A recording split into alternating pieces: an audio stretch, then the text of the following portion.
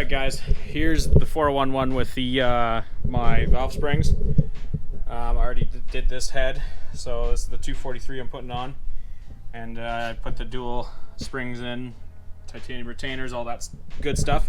I'm taking a break from the front because I'm having some issues just getting my heads off because of clearance issues, but we'll figure it out. I'm gonna have to drop the exhaust, I think, on the driver's side.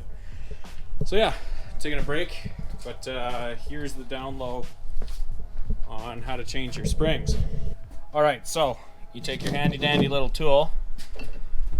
I got this this is off Amazon, and you go ahead and thread this into the rocker stud hole. You make sure she's all threaded in there real good, because you don't want to pull it out, or you don't want it to pull out because it's aluminum, so make sure you got it way in there. Way in there. Put them way up inside there, as far as they can fit. Oh geez, Rick, I really don't want to have to do that. Okay. Put your little thingy on there. You grab your nut, spin that on, and then you're gonna make sure everything's centered on there, and you're gonna slowly come down.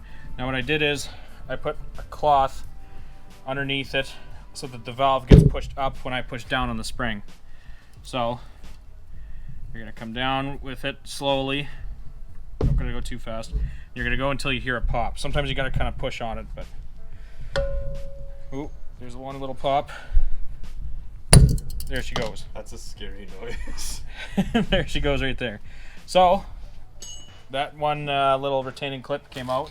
So you take your magnet, get the other one out there, put that in your pile of duds, and then slowly back it off.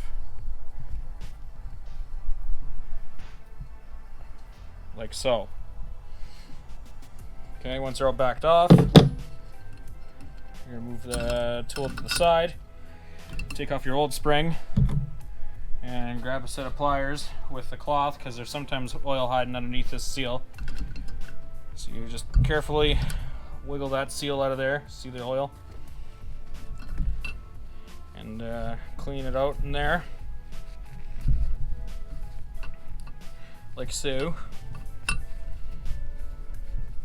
You want it to be fairly clean so that everything else seats properly. This can go on here. Alright, hunky dory. So, whatever kit you got or whatever you're going to do, you use your parts. I'm putting my shim here. That goes down first.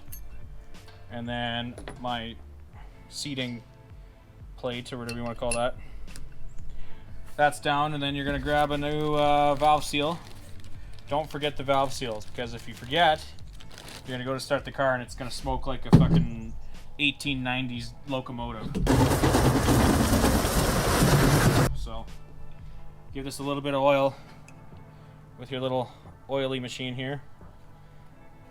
Just a little bit, you don't need a lot. Some would be nice though. There.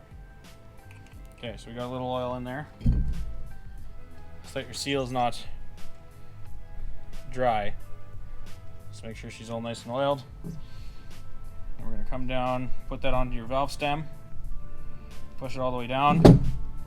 And then there's a handy dandy little tool you can buy to do this, to push it on, but I don't have the handy dandy little tool.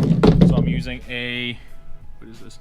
This is a 1/2-inch socket, 12 point. Make sure it's a 12 point so it's not slightly too big. Put that over top, and you're gonna tap until you notice the ringing will change tone. That's how you know you seated it. So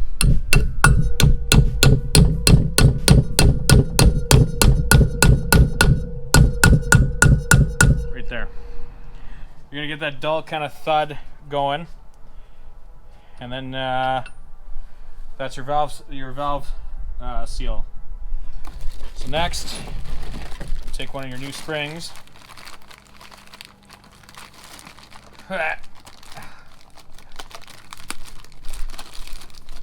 Take one of your new handy dandy springs here, just like that, and put that bad boy down on top.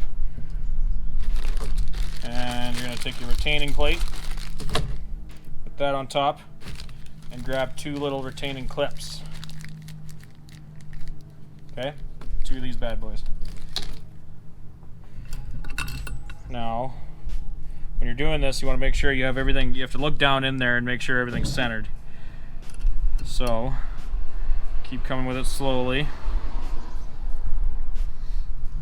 See, it's kind of going off center to me, so you kind of push it around, move it around, make sure it's centered as you're coming down. Keep coming until it's just about there where the valve stem's sticking just above. Now you're going to take your little retaining clips here, stick that down into the hole, narrow side down, and they'll kind of sit just on top, and keep coming down until you'll hear them come down. Okay, one went. Now the other one, sometimes you gotta kind of fang dangle it a little bit.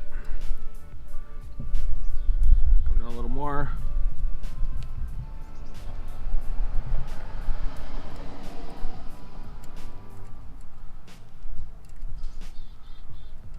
No one said it's easy. Okay, so the other one went in, and then you're slowly gonna back it off, back it off, back it off, and voila. Back everything out.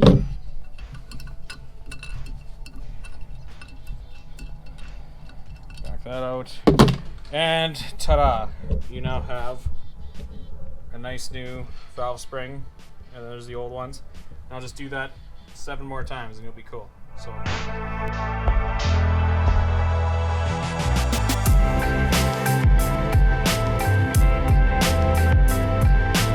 Alright guys, so this is the end of day 2.